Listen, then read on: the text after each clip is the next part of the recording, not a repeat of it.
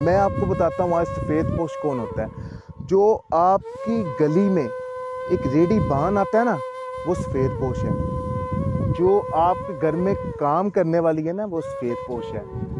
आपके कॉर्नर की नुक्कड़ के ऊपर बंदा जो बैठ के गुब्बारे बेच रहा है ना, वो सफ़ेद पोश है।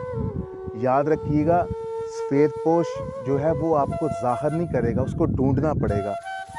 मांगने वाले तो बहुत ज़्यादा हैं, उनको इमदाद कहीं ना कहीं से मिल जाती है, लेकिन सफ़ेद पोश आपको ढूंढना पड़ेंगे।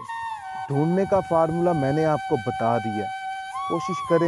कोशिश करें आप खुदारा इस रमज़ान में उन लोगों को भी अपने साथ जो है वो शामिल करें, उनकी अफ्तारियों में, सहरियों में, और बिलखसूस रमज़ान के बिल्कुल आखिरी अयाम में जब ईद की तैयारियां शुरू होती हैं, लोग गहमा गहमी होती है, लोग शॉपिंग के लिए निकल पड़ते हैं, लेकिन वो बेचारे कहाँ शॉपिंग कर सकते हैं जिनके घर का एक वक्त का खाना बहुत मुश्किल चलता है। खुदारा इन लोगों का ख्याल रखें, इन्हें ईद की गिफ्टिंग भी करें, इन्हें ईद के दिनों में शॉपिंग भी करवाएं, इनका ख्याल रखें।